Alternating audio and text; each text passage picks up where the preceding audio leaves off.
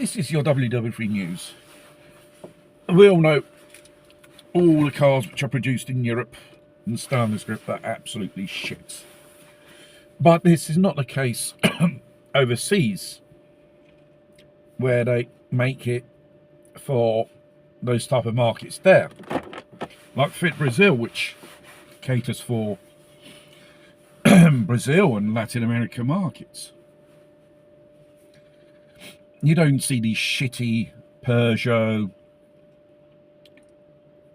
platforms and engine technologies used in the vehicles.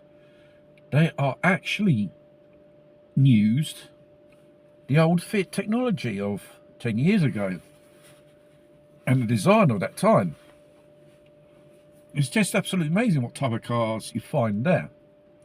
They do two models of a pickup, saloon cars, and the so-called Grande Pan is going to be produced there. The difference is it won't be electric, it won't be hybrid, and it won't have the PureTech engine. It will be more down to earth, and it will use a Fiat engine, believe it or not. Why? Because probably in Brazil there is a law that says you want to open up shop to produce motor vehicles in Brazil. Every single thing has to be made in Brazil. Therefore, the engines have to be made in Brazil. And obviously, it will cost too much to use the pure technology, which the engines are making in Morocco, Poland, and in China for the European markets. And obviously, Stellantis had a shitty reputation due to that, because due to the mechanical defects of these all those generations of engines they made. Then using a more recent engine technology from the Fiat series. Those are traditional engines which from the 1980s you would have seen on a Fiat Uno, Panda, and all the models of cars which were produced from then onwards.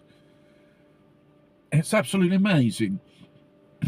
There's even talk they produce the Peugeot 207 in Brazil, but it doesn't use the Peugeot engine, believable or not. Just for that market there. It's said to believe they use a Firefly engine, which is a classical engine of the Fiat, more recently. And you know, more efficient, more reliable. The fact is, the market's there, the real money's there. They know. Here in Europe, cost of producing a vehicle, all those Euro regulations on emissions, Euro 7 is just around the corner now, 08. Because other parts of the world don't require these regulations. They're more down to earth, more efficient, more better built and quality, because let's face it, with all that electronic junk on board, your car weighs a lot more heavier. Unbelievable.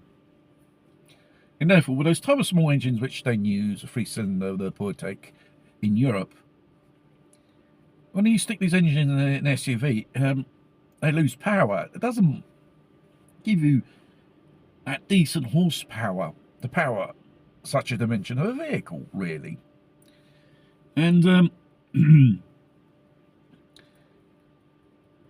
some say the European car market is destined to fail, and they say they do it on purpose, because Europe, with all the bureaucracies and all that stuff, is never profitable. But each car company from the respective governments, they got government subsidies to build cars, so-called EVs, which is not much of a demand for it. It has its drawbacks and so on. And there what? cars in Brazil, the Fiat, a lot more better engineered, better made, more reliable, have better engines, which it could be a good philosophy for Stellantis using on their Fiat products, or probably on other brands of the Stellantis. Get rid of the PureTech engine, which is no more such a revolution. It's already outdated. I think a Ford Model T engine is a little more, should say, modern than the PureTech, or I should say pura merda, as they say in Italian.